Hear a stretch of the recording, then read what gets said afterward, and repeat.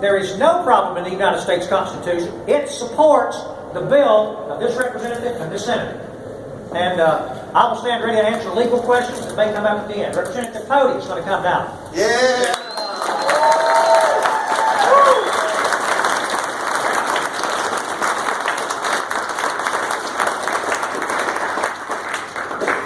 Let me bring up Senator Beavers as well. Will you come up and stand by me? Thank you.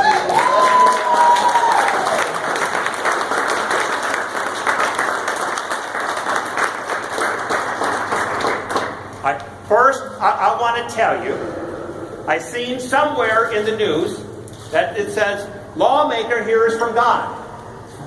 All right?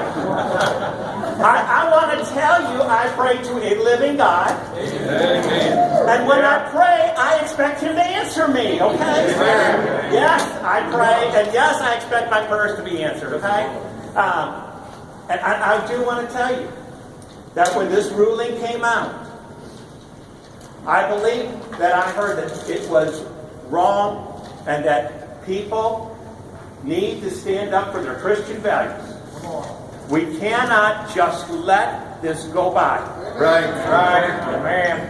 So, morally, I believe we have to stand. But at the same time, they trampled our Constitution. They trampled exactly what 81% of us voted on, and that is to be a man and a woman to be in marriage. No more, no less. And it said, when we voted on this 10 years ago, we said we anticipate a Supreme Court ruling. We thought about that. That's why the language was very specific when it said, even if a court rules against us, even if a court rules against us, here in Tennessee, we are going to stand. And my bill is doing nothing more, the bill that we're carrying is doing nothing more than reminding the folks, reminding the legislature, we're only upholding what we already voted on, what already came to all of us.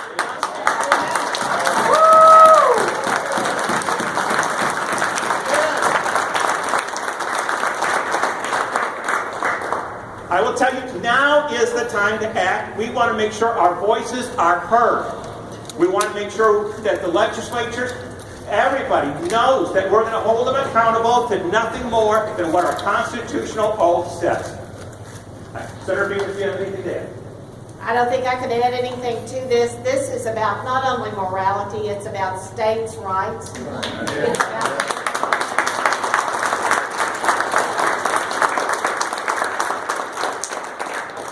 so many issues that the federal government does not have any business getting into. That's right. Yes. Thank you for coming today. All right. Praise the Lord. And we're here to answer any questions from the press that might have questions as well. I got one. What are you going to do about the Attorney General and his staff? That's the problem. And that's a great question. That's a great question. So the amendment that we filed says this, that even if the Attorney General decides that he does not support our bill or does not want to support what we're passing, we have made provisions that the Speaker of the House and the Speaker of the Senate can hire outside counsel. There's already funds that they have allocated for them. The next time we need to do this, we need to have an elected Attorney General that we can hold them more accountable.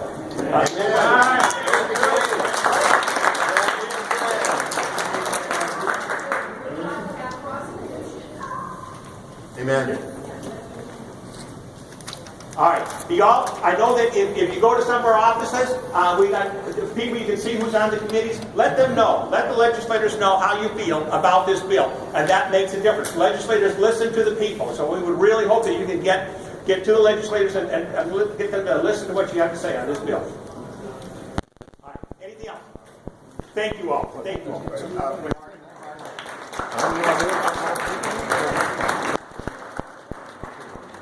Are you concerned about the $8 billion fiscal load? You know what? There is an 8.5. There is an 8.5 billion with a B. $8.5 billion fiscal note on here. All right. We know that is 25% of the state budget. All right. For people that know me, I have got to be, and Senator Beavers, we are some of the most fiscally conservative people up here. All right. That is a real note. We're going to have to deal with that when we get to the Finance Committee. But we also know that if we don't do something,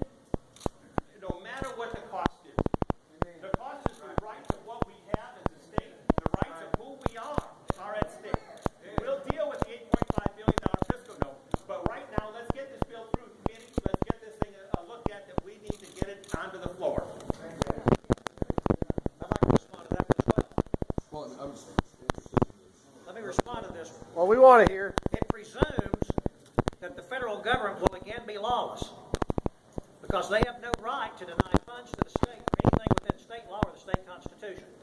And so the fiscal note presumes that they will again break the law, as the Supreme Court's done already. And so I don't believe it's a real fiscal note, and I think that it will eventually show itself to be proven fallacious. Yes. Representative Pody, do you think that you had the votes in committee to get this bill voted? I am hoping with this crowd we can get the votes that I need to pass it in this committee. Have you talked to the committee members?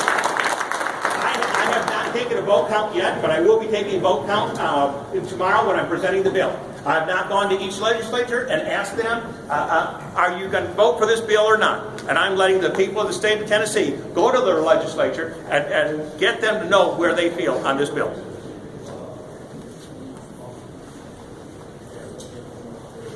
Any other questions for the press? Can I address the fiscal note?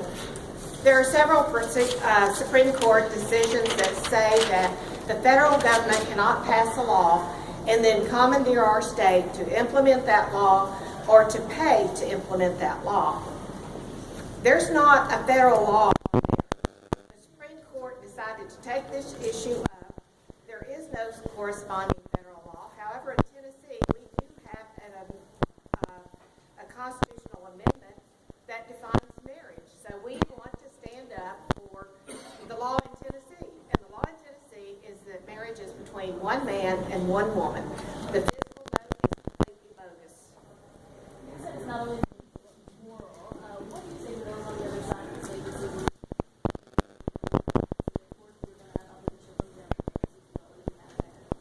We expect some opposition.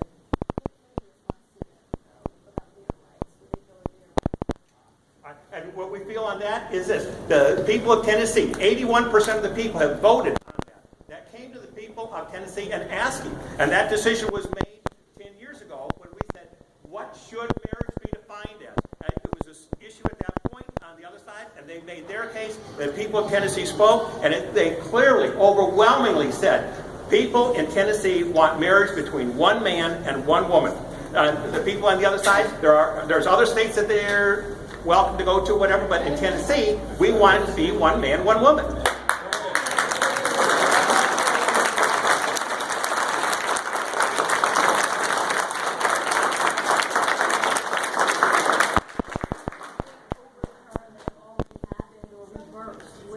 the marriage applications. How do you reverse that if things go through? That's a great question. The courts have made a real mess. And it's going to be up to the courts to straighten out some of the mess that they made. What my bill is not going to address that. It's only going to address this. That we're going to go back to the point that we said marriage is between a man and a woman, and that's what we're going to stand on. The courts are going to have to work out all the other issues that they created. That wasn't a mess that we made. That was a mess that they made. You know what? Courts cannot make law. There you go. There you go. There is no law in Tennessee that says anything different than marriage is between a man and a woman. Show me a statute anywhere in Tennessee where it says marriage is between a man and a woman. A court cannot make a law to force us to do that. It is just unconstitutional. It's not within their rights. Yes? And you know, and we not in the House, the Secretary of State, 501c3, or is that the way the party says? Like the law, ACLU, etc. And the full that 501c3 is not the full way. Well, I'm sure the Secretary of State would have authority to do some of those things, and I'm not sure what they're going to do at that point. Any other questions you all got?